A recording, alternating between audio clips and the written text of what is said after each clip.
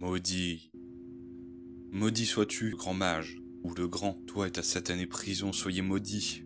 Toi et tes gardes, soyez maudits. Qui a emprisonné sa propre fille, avec son casque d'antidétection d'ondes, a quand même été récupéré et enfermé dans la prison de son propre père. Moi et les autres sommes maudits, déjà. Je suis dans le bloc 7 de la prison de Sheilanin, dirigé par un espèce d'excentrique, un genre de Dali, une sorte de faux mage qui nous fait, grâce à des gaz dans les cellules, nous fait constamment croire à sa magie. Et moi je le sais encore, car je suis arrivé assez récemment, donc ma lucidité n'est pas entièrement détruite. Tous les gens de cette prison sont fous. C'est une usine à folie. On dit toujours qu'on ne peut pas sortir de Sheilanin. Mais moi je pense que si. Sa seule technique, c'est d'utiliser cette drogue en permanence pour détruire mentalement les autres, afin qu'il puisse constituer une armée rien qu'à lui.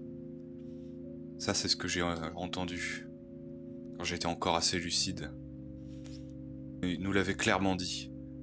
Et nous n'avons pas bronché. Nous avons presque accepté ce destin de devenir de la chair à canon. Tout n'est pas perdu car il s'avère que j'ai obtenu un ordinateur pour craquer la porte et peut-être m'enfuir. Après tout, je n'ai plus grand chose à perdre. Je suis dans la prison des fous. Je l'ai plus ou moins bricolé au cours du temps. À chaque fois qu'on faisait notre travail dans la décharge juste à côté, j'ai pu trouver des pièces, des choses comme ça. Et maintenant, il faut voir si ça marche. Je n'ai qu'à essayer.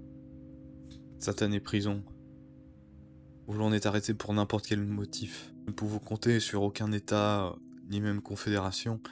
Tout est privé. Et lui, il a dû faire fortune une fois. Et il a créé sa prison. Pour créer son armée. Je ne veux pas en faire partie. Le moindre geste déplacé sur son territoire, selon ses règles, et vous finissez dans la prison. Allez, il est temps que je me mette au travail. Malgré les gardes, malgré la surveillance, après un nombre de tentatives absolument incroyables, je parviens à débloquer la serrure. C'est ainsi que j'arrive à sortir de la cellule. Pour l'instant, l'alarme ne s'est pas déclenchée. J'essaie d'aller le plus vite possible avant la prochaine ronde, vers la sortie. Mais je ne connais pas bien le bâtiment. Et ce bâtiment est labyrinthique. Je cours. Et là, l'alarme se déclenche. Et c'est alors que les gardes commencent à me poursuivre. Ils ne sont même pas humains. Ce sont des machines. Vite, vite. Je ne sais pas où aller. Je prends plusieurs portes aléatoirement et des escaliers, et je crois que je ne fais que descendre au final.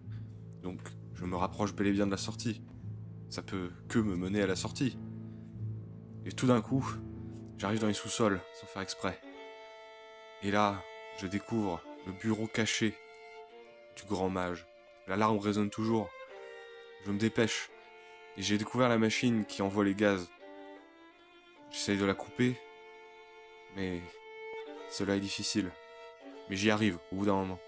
Et les gardes sont là.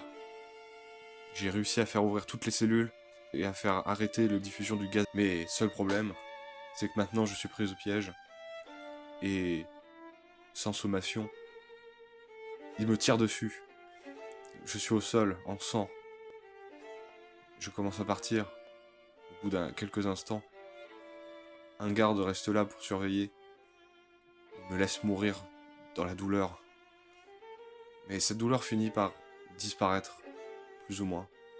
J'ai l'impression de quitter mon corps, de quitter ce monde. Ce monde où tout me débecte.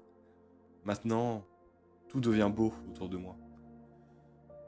Une sorte de voile blanc se met à m'envelopper. C'est ainsi que, pour la première fois depuis longtemps, je me sens bien. Et en plus, j'ai réussi à, peut-être, j'espère, contrecarrer les plans du grand. Il ne me fera plus de mal maintenant. Maintenant, je suis réellement libre.